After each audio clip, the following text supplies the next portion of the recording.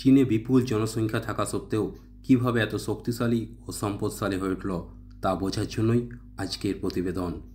কৌশলগত জনসংখ্যা ব্যবস্থাপনা। চীনের জনসংখ্যা অনেক হলেও তারা 1979 সাল থেকে এক সন্তান নীতি চালু করে জনসংখ্যা বৃদ্ধির হার নিয়ন্ত্রণে আনে। এতে পরোক্ষভাবে রাষ্ট্রের উপর চাপ কিছুটা কমে এবং অর্থনৈতিক পরিকল্পনা করা সহজ হয়। মজুরিভিত্তিক উৎপাদন ব্যবস্থা।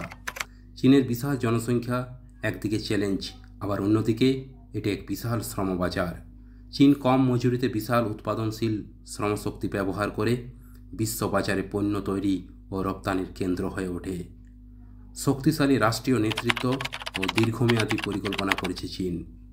চীন একদলীয় শাসন ব্যবস্থা হওয়ায় তারা দীর্ঘমেয়াদী অর্থনৈতিক পরিকল্পনা গ্রহণ ও বাস্তবায়ন করতে সক্ষম হয়। 5 বছর মেয়াদী পরিকল্পনার মাধ্যমে তারা ধাপে ধাপে শিল্প প্রযুক্তি পরিকাঠামো উন্নয়নে মনোনিবেশ করেছে। বিশ্ববাজারে রপ্তানি নির্ভর অর্থনীতি তাদের। চীন তাদের উৎপাদিত পণ্য সস্তায় রপ্তানি করে বিশ্ববাজার দখল করেছে। বিশ্বের কারখানা হিসাবে চীনের পরিচিতি তৈরি হয়েছে। এর ফলে বৈদেশিক মুদ্রা অর্জন করে দেশের রিজার্ভ ও আর্থিক শক্তি বহুমাত্রায় বৃদ্ধি পেয়েছে। প্রযুক্তি উদ্ভাবনে বিনিয়োগ করেছে চীন। প্রথম দিকে চীন বিদেশি প্রযুক্তি নকল করলেও এখন তারা গবেষণা উন্নয়নে বিশাল বিনিয়োগ করে নিজেদের প্রযুক্তি উন্নত করেছে। যেমন 5G, আর্টিফিশিয়াল ইন্টেলিজেন্স, মহাকাশ প্রযুক্তি সব দিক দিয়েই বিশাল অঙ্কের অর্থ বিনিয়োগ করে চলেছে। বড় আভ্যন্তরীণ বাজার রয়েছে তাদের। চীনের বিশাল জনগোষ্ঠী আভ্যন্তরীণ ভোক্তা বাজার তৈরি করেছে। চীন তার জনসংখ্যাকে বোঝা না বানিয়ে সম্পদে রূপান্তর করেছে। এর ফলে দেশীয় উৎপাদনের পাশাপাশি আভ্যন্তরীণ চাহিদা মেটাতে পারছে, যা অর্থনৈতিক স্থিতিশীলতা নিয়ে আসে।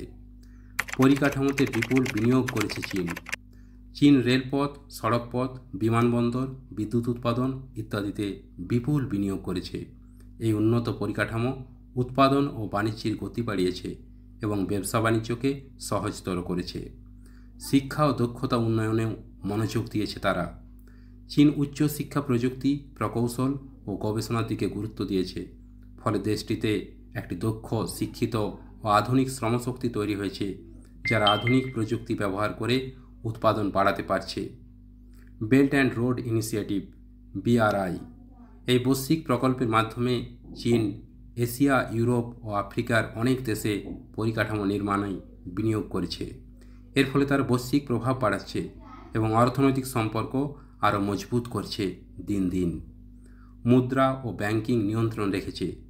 চীন তার নিজস্ব মুদ্রা ইউয়ান ও ব্যাংকিং ব্যবস্থাকে অনেকটা রাষ্ট্রের নিয়ন্ত্রণে রেখেছে, যাতে বৈশ্বিক অর্থনৈতিক ঝুঁকির সময়ও দেশের ভিতরে স্থিতিশীলতা বজায় থাকে। প্রতিরক্ষা শক্তি প্রচণ্ড হারে বৃদ্ধি করেছে। শুধু অর্থনীতিই নয়, চীন সামরিক শক্তিতেও প্রচণ্ড বিনিয়োগ করেছে। এটি দেশটির কৌশলগত গুরুত্ব বাড়িয়েছে এবং আন্তর্জাতিক রাজনীতিতে ওদের অবস্থান শক্তিশালী করেছে। দেশপ্রেম ও জাতীয়তাবাদী শিক্ষা। চীনে ছোটবেলা থেকেই দেশের প্রতি আনুগত্য ও শৃঙ্খলা শেখানো হয়। এতে নাগরিকরা রাষ্ট্রের উন্নয়নে অংশ নিতে আগ্রহী হয় এবং সামাজিক স্থিতিশীলতা বজায় থাকে।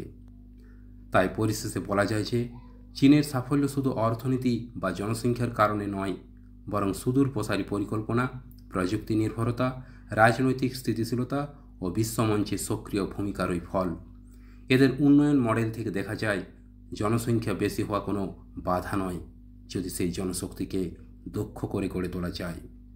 ঠিক তেমনি আমাদের ভারতবর্ষও বিপুল জনসংখ্যার দেশ, আর এই বিপুল জনশক্তিকে আমাদেরও কাজে লাগাতে হবে।